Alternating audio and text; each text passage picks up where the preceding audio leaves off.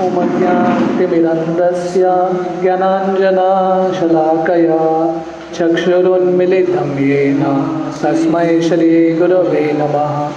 श्रीचैतन्यमनोभीष्टं स्थापितं येन भूतले स्वयं रूप कदा मह्यं ददाति स्वपदान्तिकं। वन्देऽहं श्रीगुरो श्रीयुतः पदकमलं श्रीगुरुन् वैष्णवांश्च श्रीरूपं साग्रजाता सहगना रघुनाथान्वितं तं सजीवं साद्वैतं सावधूतं परिजनसहितं कृष्णचैतन्यदेवं श्रीराधा कृष्णपादान् सहगना ललिता श्रीविशाखान्वितंश्च। नमो ओं विष्णुपादाय कृष्णप्रेष्ठाय भूतले श्रीमते भक्तिवेदांत स्वामीति नामिने। नमस्ते सरस्वती देवे गौरवाणी प्रचारिणे निर्विशेष शून्यवादी पाश्चात्यदेशतारिणे।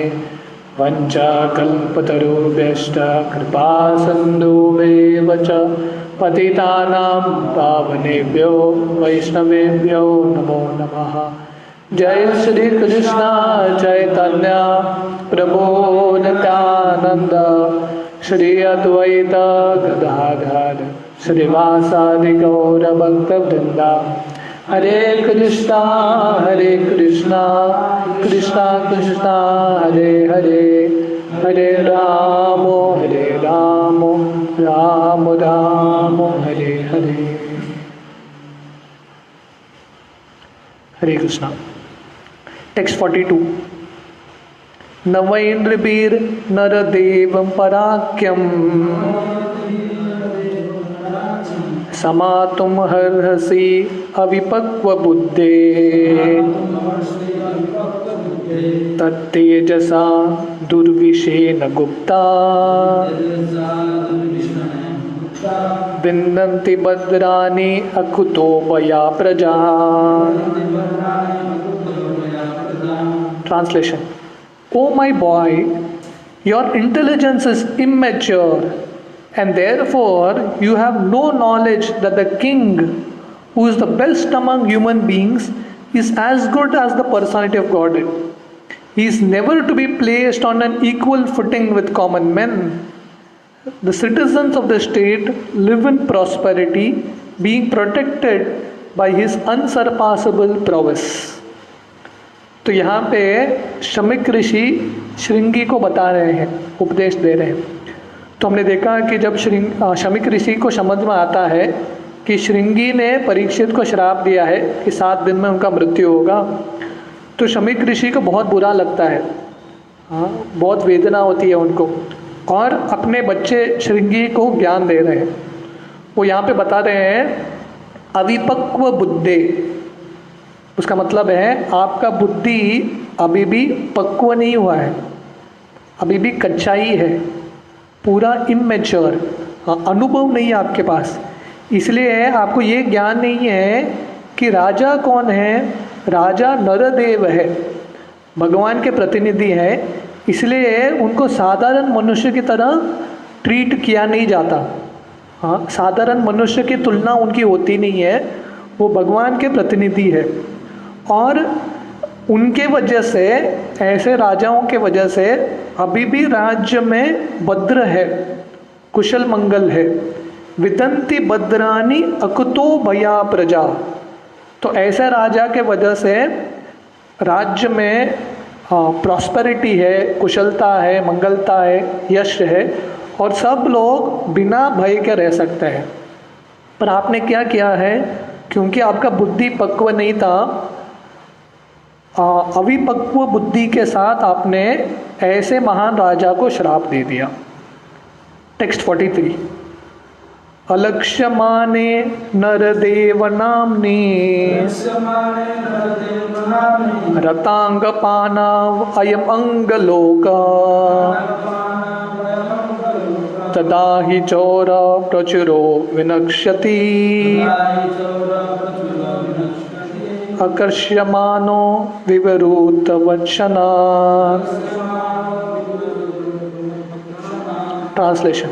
My dear boy, the Lord who carries the wheel of a chariot is represented by the monarchical regime, and when this regime is abolished, the whole world becomes filled with thieves who then at once vanquish the unprotected subjects like scattered lambs.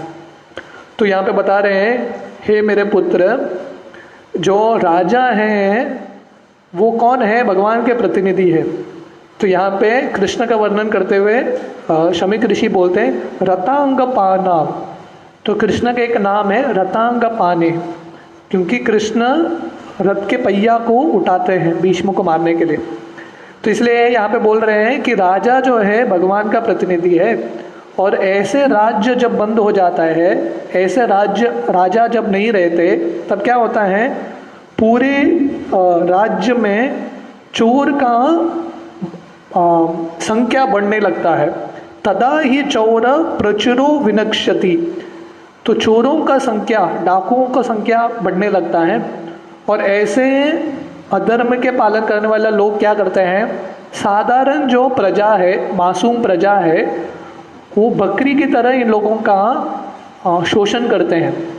जैसे एक शेर होता है, बकरी का शोषण करता है, वैसे अगर ऐसा राजा नहीं रहेंगे साधारण प्रजा को बचाने के लिए, मासूम प्रजा को बचाने के लिए, तो बहुत क्रूर व्यक्ति आके इन प्रजाओं पे और अत्याचार करेंगे। Purport. According to Srimad Bhagavatam, the monarchical regime represents the Supreme Lord, the personality of Godhead.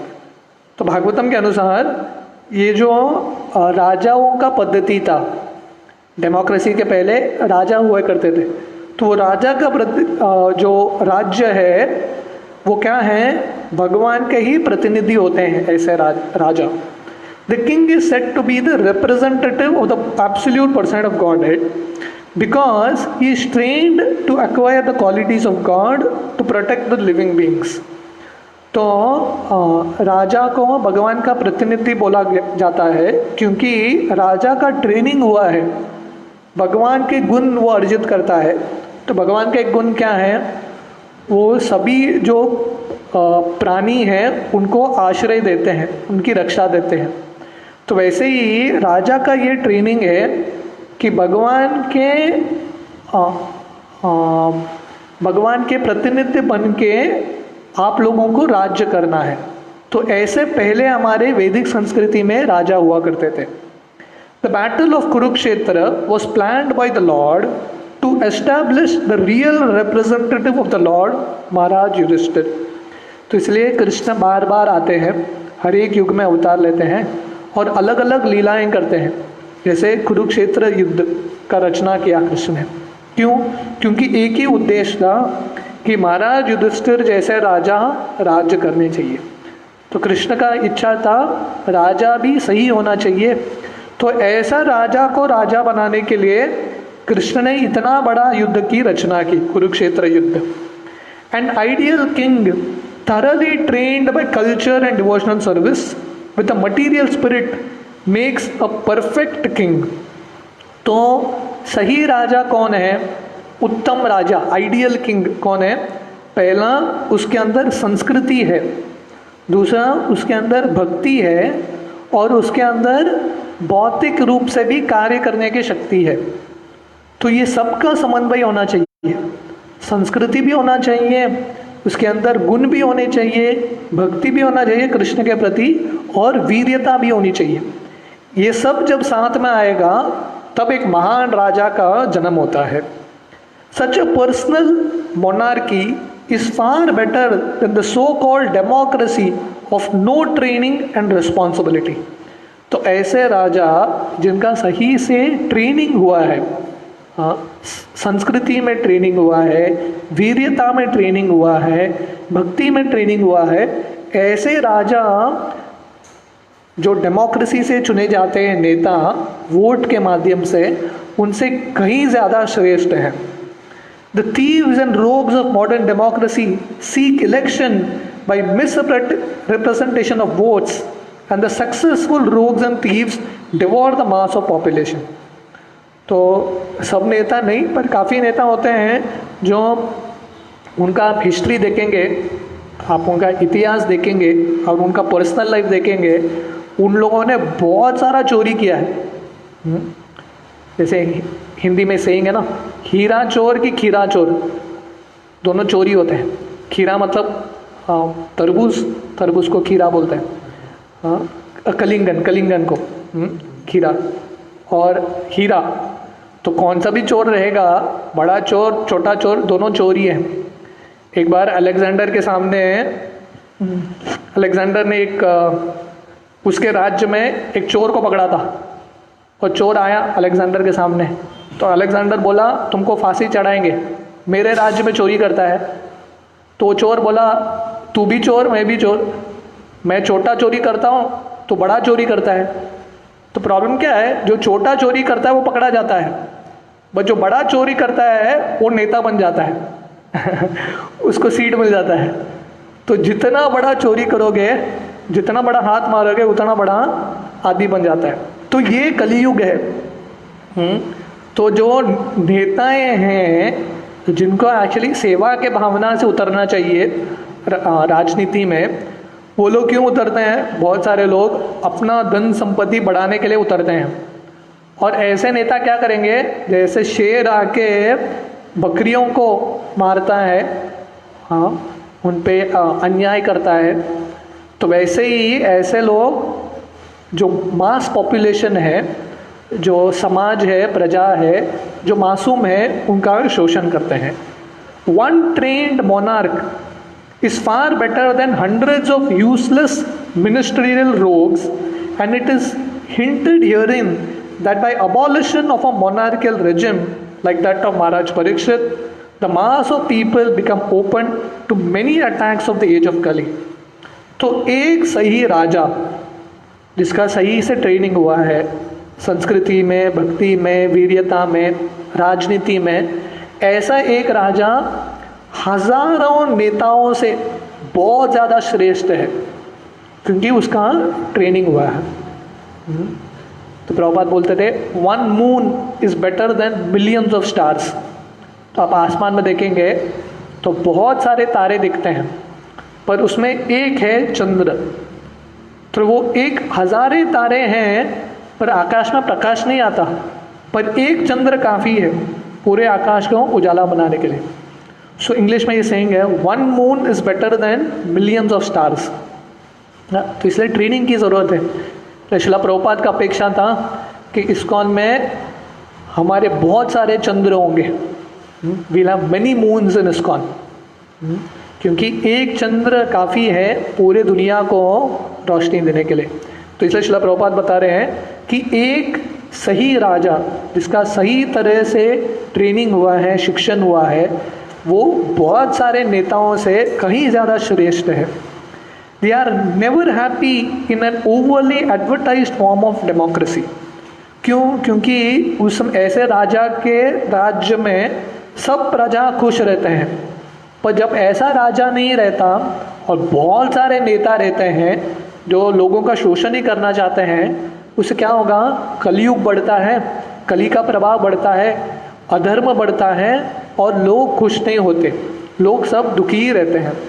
The result of such a kingless administration is described in the following words. तो अगर ऐसा राजा नहीं रहेंगे तो क्या होगा? अगले श्लोक में शमीक ऋषि बताते हैं, क्योंकि अभी श्रृंगी ने श्राप दे दिया है और अभी परीक्षित नहीं रहने वाले हैं, तो क्या होगा आगे जाके शमीक ऋषि बताने वाले हैं। टेक्स्ट 44, तद अद्य न पापम उपैति अनन्वयम् यन्नष्टनाथस्य वसोर विलुम्पकान् परस्परं गृह्णन्ति शपन्ति वृञ्जते पशून् स्त्रियो रतान् पुरुदशयोजना। Translation: Due to the termination of the monarchical regimes and the plundering of the people's wealth by rogues and thieves, there will be great social disruptions. People will be killed and injured, and animals and women will be stolen. For all these sins, we shall be responsible. तो शमीक ऋषि बता रहे हैं अपने बेटे को, श्रृंगी को, कि ऐसा राजा जब नहीं रहेंगे, ऐसे राज्य जब बंद हो जाएंगे due to the termination of monarchial regimes, ऐसे अगर क्षत्रिय राजा नहीं रहते तो क्या होगा, लोगों का धन कौन लूटेगा, चोर और डकैत लूटेंगे। और बहुत बार चोर और डकैत के रूप में नहीं आते, अलग अलग रूप में आते हैं। चोर और डकैत के रूप में आते हैं तो सीधा पकड़ सकते हैं उसको, पर आजकल के चोर और डकैत अलग अलग तरह से आते हैं। तो प्रभुपाद बोलते हैं कोट सूट पहन के, टाई के साथ, अच्छा इंग्लिश बोलते हैं, सब कुछ अच्छा करते हैं, पर दृष्टिकोण आप गौर से स्टडी करेंगे तो आपको समझ में आएगा कि ये बहुत इंटेलिजेंट चोर है। तो जनरल चोर होता है वो इजीली पकड़ा जाता है, हाँ, पर जो बहुत इंटेलिजेंट चोर है वो ऐसे मिल जाता है समाज में कि लोगों को समझ में नहीं आता ये चोर है, हम सबको उल्लू बना रहा है, समझ में नहीं आता। बहुत बार ट्यूबलाइट जलने के लिए 50-60 साल लग जाता है, बाद में समझ में आता है कि ये चोर निकला था। तब तक सब खजाना राज्य का, लोगों का लूट के चले जाते हैं।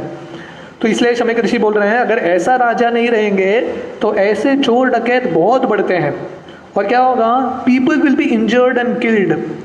तो लोगों के साथ अन्याय होगा, मारा मारी होगा, लोगों को मारा जाएगा, और specially animals and women will be stolen. पशुओं का हत्या होगा, पशुओं को लोग चुरा के लेके जाएंगे और स्त्रियों को चुरा के लेके जाएंगे और उनके साथ अन्याय और शोषण होगा। और ये सब हम देख रहे हैं कलयुग में। पशुओं को कैसे लेके जाते हैं, काउज, गायों को ट्रक में भर भर के, चद्दर ढक के, अलग अलग तरीके से चुरा के लेके जाते हैं।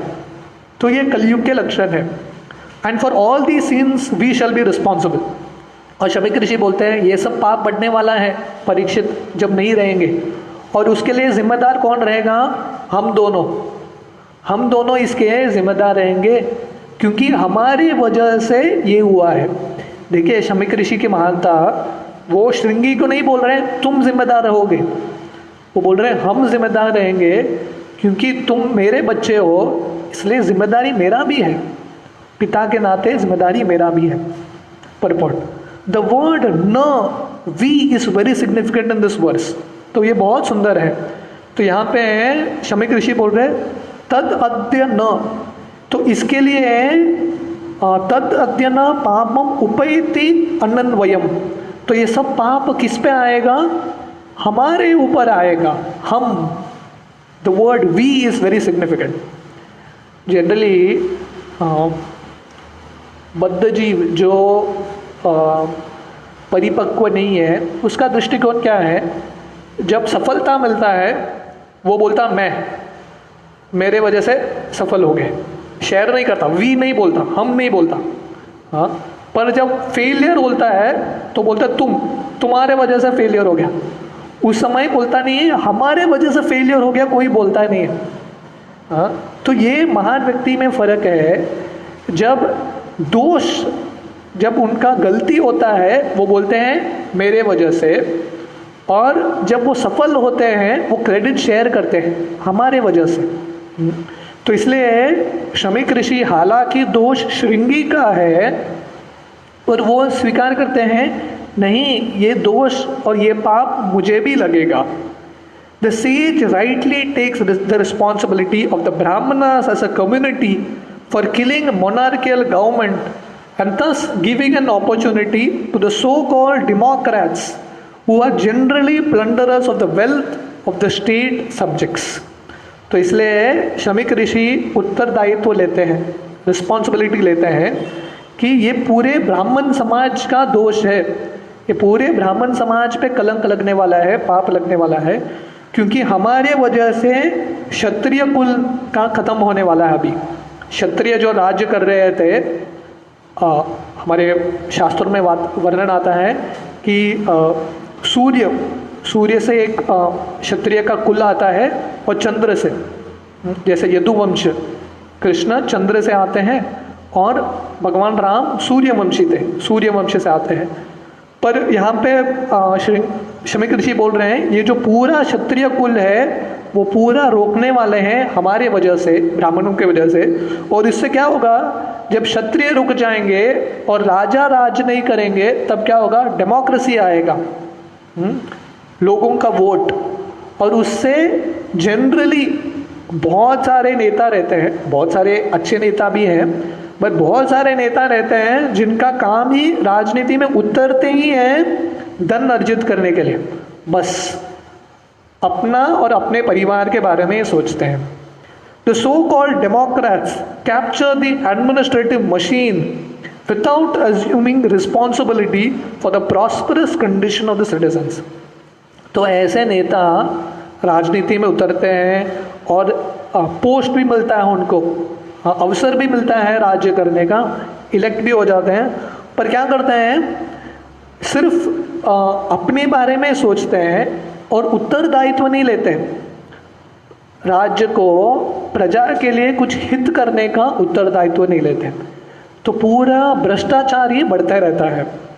Everyone captures the post for personal gratification, and thus instead of one king, a number of irresponsible kings grow up to tax the citizens.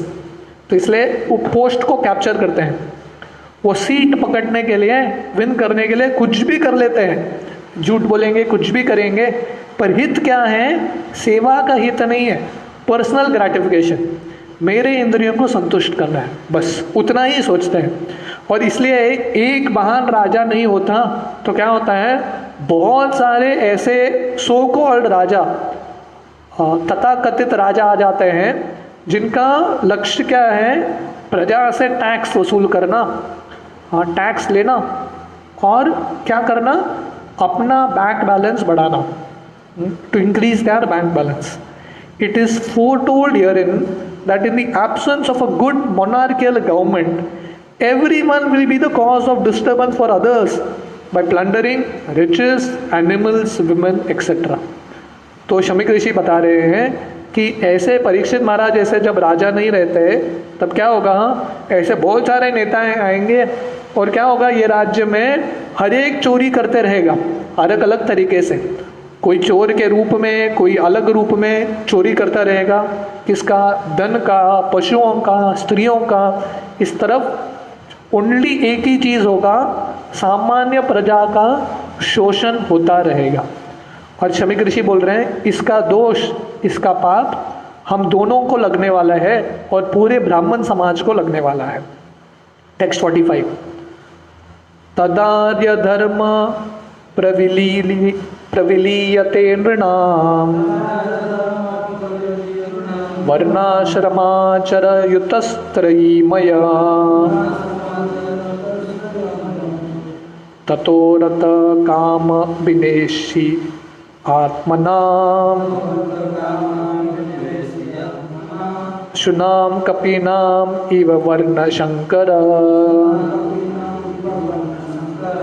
Translation, तो आगे क्या होगा, at that time the people in general will fall systematically from the path of a progressive civilisation in respect to the qualitative engagements of the caste and the orders of society and the Vedic injunctions.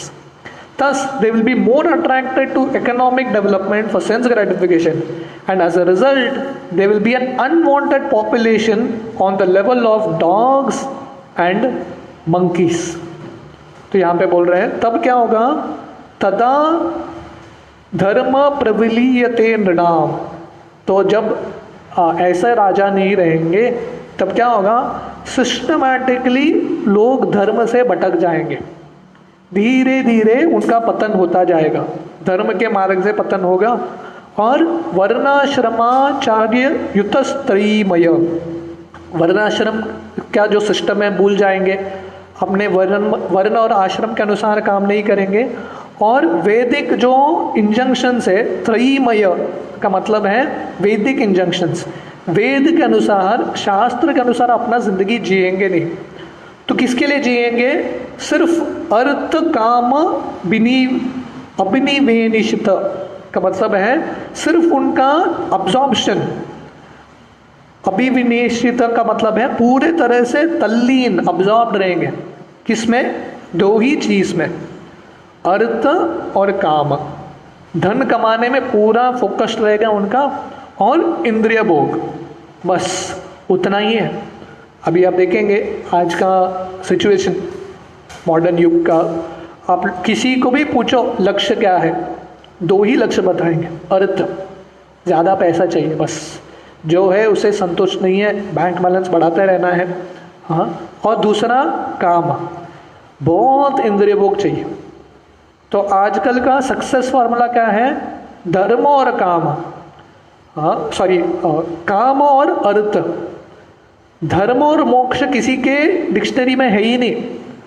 Generally व्यक्ति के पास ठीक है काम होना चाहिए, अर्थ होना चाहिए, पर उसके साथ धर्म और मोक्ष भी होना चाहिए।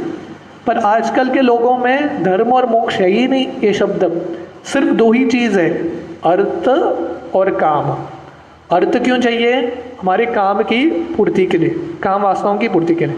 और ऐसा क्या, इसका रिजल्ट क्या है? शूनाम कपीनाम इव वर्ण शंकर। तो इसके वजह से पूरा जो वर्ण है, पॉपुलेशन है, पीढ़ी है, दूषित हो जाएगा, इतना गिर जाएगा कि शूना कपीनाम का मतलब, शूना का मतलब है कुत्ते और कपीनाम का मतलब है बंदर। बंदर और कुत्तों की तरह समाज बन जाएगा। बंदर और मतलब पशुओं की तरह समाज बन जाएगा। तो पशुओं का समाज क्या है? पशुओं का समाज सिर्फ इंद्रिय भोग करता है, आहार निद्रा भय मैथुन। तो ऐसा समाज बन जाएगा पूरा राज्य। Purport. It is foretold herein that in the absence of a monarchical regime, the general mass of people will be an unwanted population like dogs and monkeys. तो यहाँ पे बोला गया है, थोड़े कठोर वचन है, सुनने के लिए थोड़ा तेज लग सकता है, पर यहाँ पे बता रहे हैं कि अगर सही राजा नहीं रहेंगे राज्य करने के लिए तो क्या होगा? पूरा प्रजा पशुओं की भांति हो जाएगा, और स्पेशली कुत्ते और बंदर की तरह। क्यों? As the monkeys are too sexually inclined and dogs are shameless in sexual intercourse, the general mass of population born of illegitimate connection will systematically go astray from the Vedic way of good manners and qualitatively engagements in the tasks and orders of life. क्यों?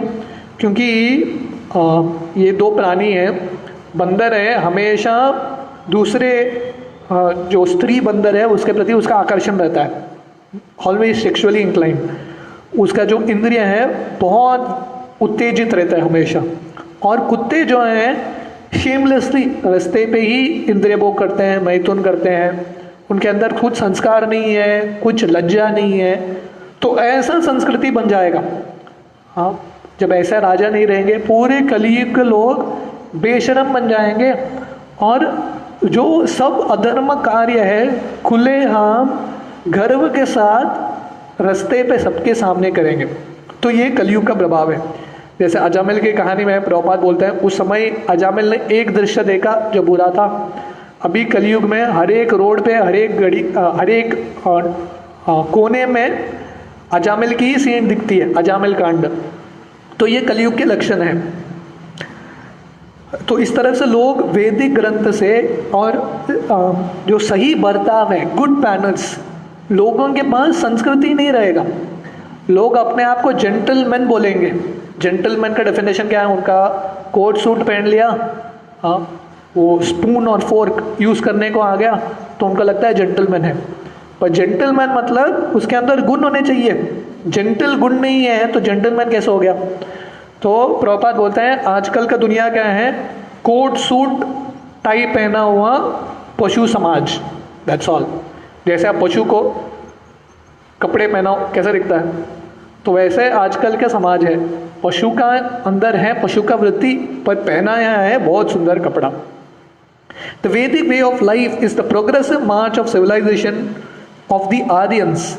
The Aryans are progressive in Vedic civilisation.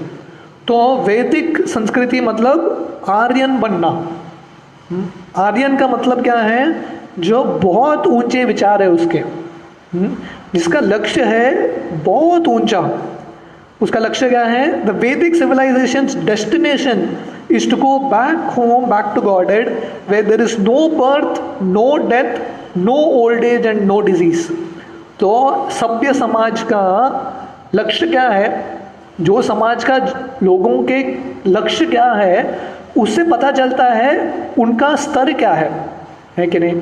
अगर किसी का लक्ष्य है सिर्फ इंद्रिय भोग करना, आहार निद्रा भय मैथुन, तो समाज में आता है कि समाज का लक्ष्य ज़्यादा बड़ा नहीं है, इसलिए लोगों का बुद्धि और ट्रेनिंग, सभ्यता और संस्कृति ज़्यादा बड़ा नहीं है। पर वैदिक संस्कृति में हर एक को आर्यन बताया जाता है। आर्यन का मतलब है उसका लक्ष्य बहुत बड़ा है। उसका लक्ष्य क्या है? इंद्रिय भोग नहीं है, पर भगवान की प्राप्ति, भगवत धाम की प्राप्ति, जहाँ पे जन्म मृत्यु जरा व्याधि नहीं है। तो इसका जो थोड़ा बहुत और तात्पर्य बचा है वो आज शाम के सेशन में कंटिन्यू करेंगे। हरे कृष्णा।